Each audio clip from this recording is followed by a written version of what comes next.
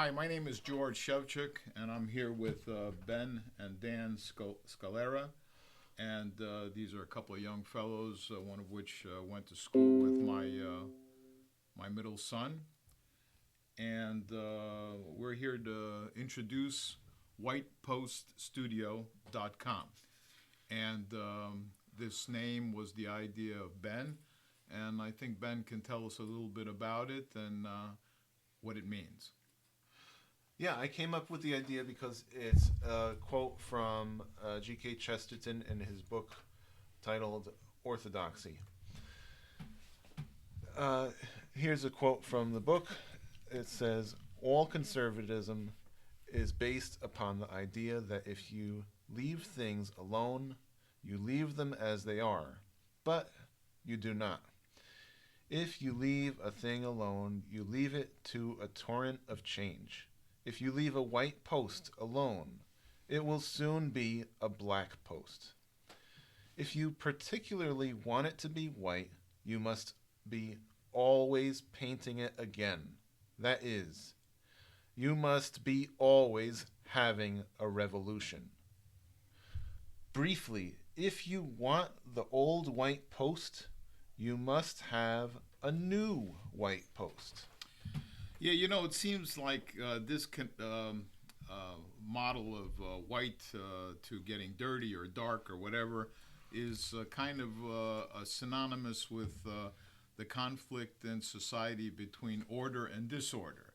Whereas a nice white post would be a very orderly post, and then as it gets dirty or dark, it becomes disorderly. And that is one of the fundamental problems in society is that there's this constant struggle in trying to keep order in the society, and then things getting like a friend of mine used to call it the degeneration of society. Right. And as I see it, a lot of things end up tending to go towards disorder if people don't care enough to keep it in order. And so you have to have a revolution to bring order to the chaos and bring whiteness back to the post. See, I like the guy's symbolism and his metaphor. The only thing that I don't like is the word revolution because I'm really peace oriented. Because in my mind, peace is what's connected to order, whereas revolution, is kind of like war, and war is always something that I associate with disorder. So in my mind, the ideal situation is try to maintain that post-white and to maintain your order, but in as peaceful of a way as possible. Sometimes violence is necessary. Remember, even Thomas Jefferson said revolution. He did use the word revolution. He said every generation should have a revolution. Well, I can see your point to the extent that, like, when a police officer has to arrest a criminal, there's sometimes violence is required in order to bring the criminal to justice. So, yeah, perhaps at some point in time, violence is inescapable.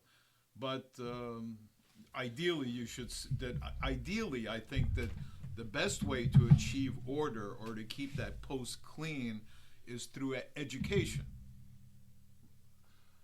Okay, yeah, and you need to teach people why their old traditions and values are valuable. Right, traditions. What was that quote about traditions and democracy? Also from Gilbert Keith Chesterton, he said that tradition is the most very democratic because it gives a vote to the dead too. Like, why should vote be limited to those who just merely happen to be alive at the moment? And I think the best way for the dead to have a vote is for people to know their history. And when you know the history, then you basically know the votes of our ancestors and people that have brought us through the ages to where we find ourselves today. Right. So if people have enough education, chances are things probably won't get bad enough to be the point where you would need violence. And there was a point where Jordan Peterson had a speech where someone was asking him, uh, uh, when do you? Is it okay to lie about something if you're hiding the Jews in your closet and the Gestapo is at your door searching for the Jews? Is it okay to lie then, or when is it okay to have violence? Well, he said, if you've reached that point, then you've already ignored so many lies that you actually need to break a few rules to go back to a more normal society. And so, if you've reached a point where a lot of violence is necessary, then you've already gone past a lot of points where you could have stopped it and ignored what you could have done to make things better. Yeah, what I fear, however, is that just for the listeners to have some perspective, I'm 69 years old, and these guys are what in their 30. 30, one, Almost. yeah, almost 30 and almost 30. So we're from two different generations. I'm a baby boomer, and you guys are what considered millennials. Millennial. But yeah, I understand what you're saying, and definitely if it's possible to avoid violence, that's the way to go. But I think that when societies degenerate to a certain as the degeneration progresses, it seems to escalate and pick up. It accelerates, and it sort of becomes like a tsunami. And when it does become like a tsunami, everything crashes and burns. And then historically and over the centuries, you see that every now and then, like a phoenix out of the ashes, arises a new order, and it seems like as if it's cyclical, and that's what I'm afraid of, is that when things do generate to a certain reach a certain point, as you mentioned at one time to me, the point of no return. That's the horrible point where we want to avoid, if at all possible. Right. Well, I wouldn't say point of no return. I would say something like it's a point where major action or major violence needs to be done to get back to normal. Right. Major correction. A major correction would need to happen. Right.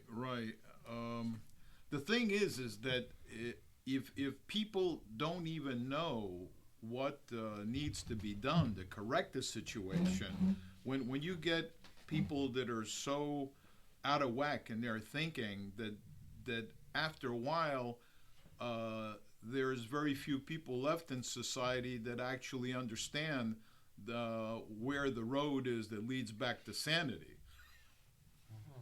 Right. I mean, that's I think the situation that we find ourselves in, as I don't know about you guys, but when I look around our country, it seems to me like the inmates are running the asylum. I mean, how do you respond to that? In some ways, part of the problem with that is people have been taught the wrong things in school, and school has made them insane because they're expecting reality to be something, and they're not getting what they're expecting. Yeah, and the interesting question, and again, in some ways, I'm kind of like playing the devil's advocate, but is it a good idea for schools to be run by the government? I mean, the more I think about it, the more I see how corrupt our governments are becoming, how they seem to be controlled by corporate interests and by interests that are detached from the interests of the common man. It seems to me like all kinds of nefarious ideologies are creeping into public education, which is causing public education to become not only worth less and less in quality, but also dangerous dogmas that are being introduced in the public education arena. Public education was never even popular to begin with.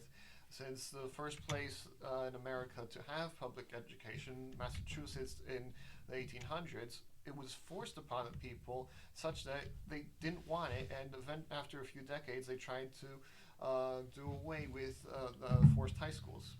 Mind you, there was always education in Massachusetts, but it was up to like grammar school level, not to the high school level, and it was provided by the local governments.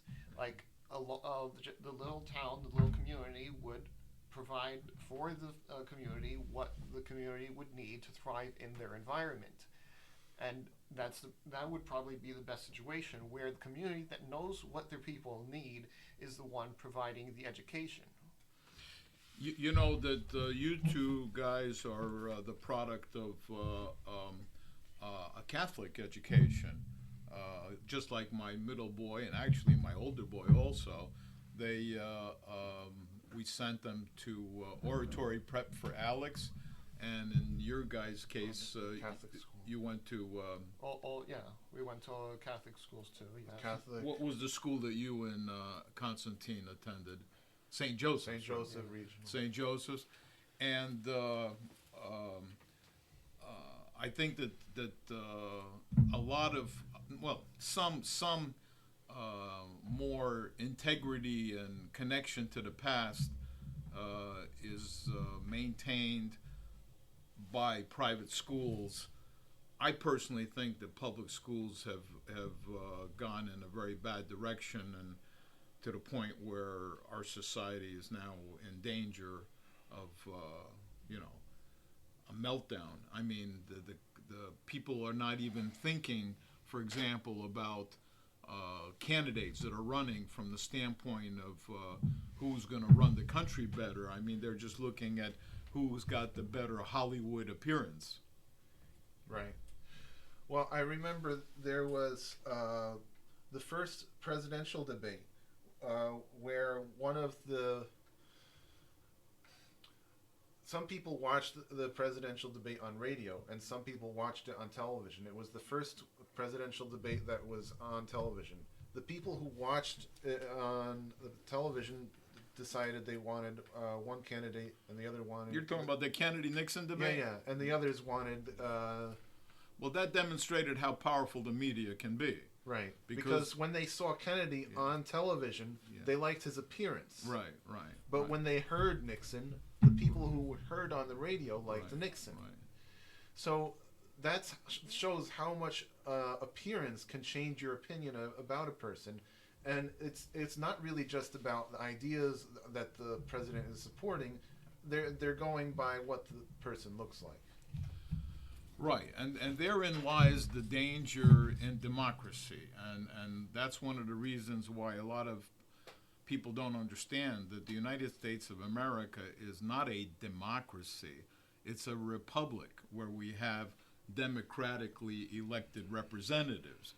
But our country is based on laws, and I think a lot of people don't comprehend that a lawless society that's a pure democracy is just a mob.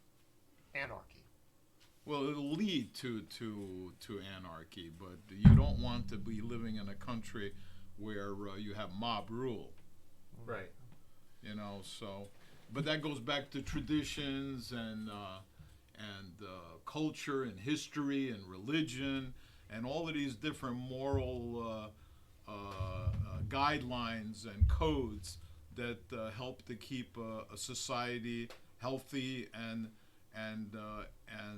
provide the most amount of happiness for the most amount of people within that society. Right.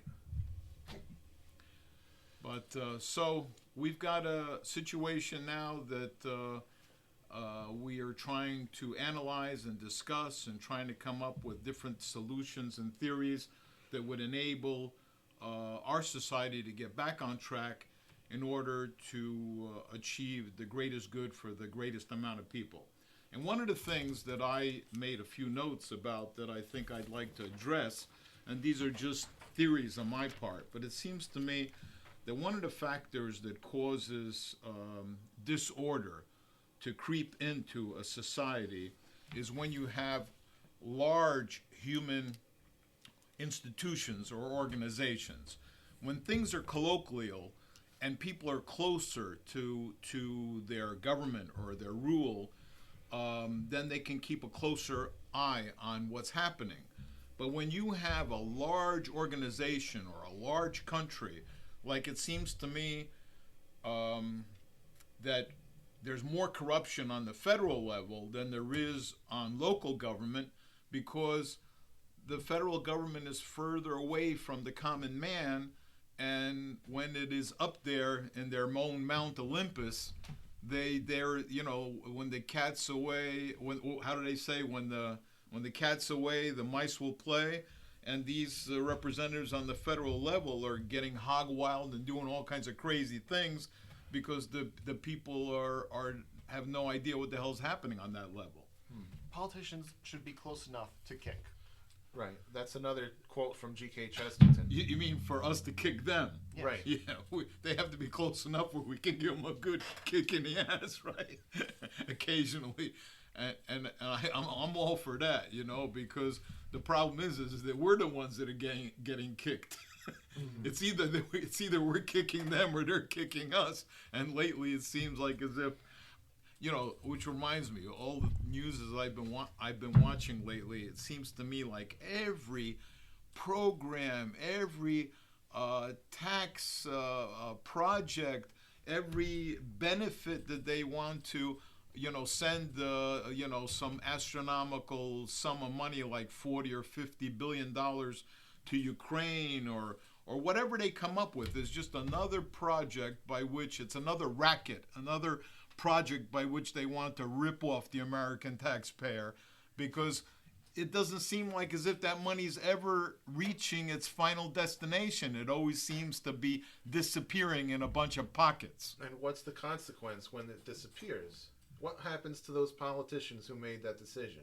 Well, they're also enriching themselves because they're also, Right. They have no negative consequences. They don't fear the people.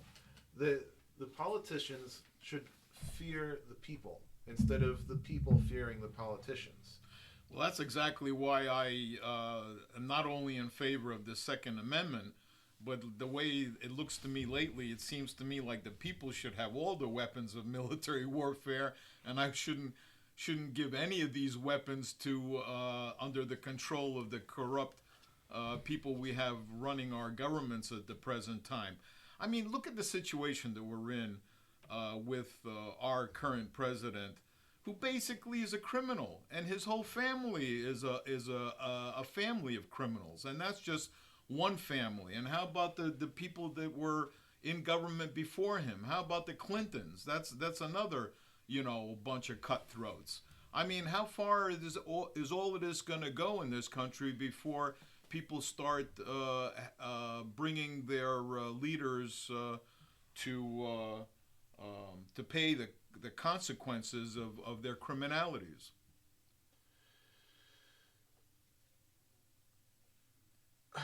That's the problem. That's where we find ourselves. We find ourselves helpless and at the mercy of criminals that are totally detached and are not afraid of getting kicked by their citizens anymore. I mean, it's probably no accident that most of them are lawyers, and they make the laws that not only protect themselves, but shield them from any consequences. Yeah. And it's a good point about how far can it go, because it seems like more and more of the corruption of the elite rulers is being revealed. Originally, Biden's son, Hunter Biden's laptop that he left behind was being denied by the news media as false Russian misinformation. But recently, they've been actually admitting that everything about his laptop was true, and those files that were found on the laptop are real. So as more is revealed about the corruption of the elite rulers of the country, do you think it's possible that their grip on power could start to crumble? or could people start to lose faith in their ability to rule? Could people finally start to maybe vote for something else? Well, definitely people are. I think that generally people are becoming more cynical than they've ever been before, and that after you've been lied to over and over again, and you realize that you can't really depend on almost anything that you see in Main Street media. A lot of people are losing faith, like you said, in the government, and a lot of people are now searching for alternative sources of information. And it's really interesting how so many alternate news sources have started to appear in just the last few years. People have created alternate versions of Twitter and YouTube and different kinds of media places where we can get our news and information that's not as censored. There's a few that I've noticed that I can think of off the top of my head. Like even people like, I think his name is Glenn Greenwald, and he has stuff on Substack. And they're not always, people that are conservative. I mean, even sources of information that are from the left, from people like Dore, the Jimmy Dore show. Now, he's basically a liberal, but he's not like a neoliberal. He's more of like a traditional liberal from, remember when liberals were bleeding heart liberals in the 60s and the 70s? Now it seems like the new liberals we have today want to make everybody else's heart bleed except their own. Right. It's important to clarify that the difference between the old liberals and the new liberals. Elon Musk recently tweeted a picture that shows he stayed in the same place, but liberals have moved further and further and further to the left. And he, in the picture, he shows that in himself, he thought of himself as maybe right in the middle. Who was that? Elon Musk. Elon Musk. Well, it's kind of like that with Jimmy Dore. Like, you see, Jimmy Dore, there's a lot of things that I don't agree with him because he's a traditional liberal, but I know that he's got his heart in the right place and his intent is good, and because I could see that his intent is good, I feel comfortable, with him, and I could disagree with him about things, but at least I know that he's coming from a place where he wants something good for, in general. For it's not so much the end result that we're disagreeing about, is just how to get there, the means, Right, but the reason I said that was because I know there's actually some people who have said Jimmy Dore is far right now. Because originally Jimmy Dore was considered left, but now the far leftists have gone so far left that they consider him to the right. No, they're just painting everybody with some kind of a dirty brush that doesn't fit in with their own agenda. Right. Anyone who disagrees with anybody disagrees with them is becomes a target. That's the bottom line. But I like to tell people about other sources of information besides them listening to hopefully White Post Studio in the future. But some of the sources of information that I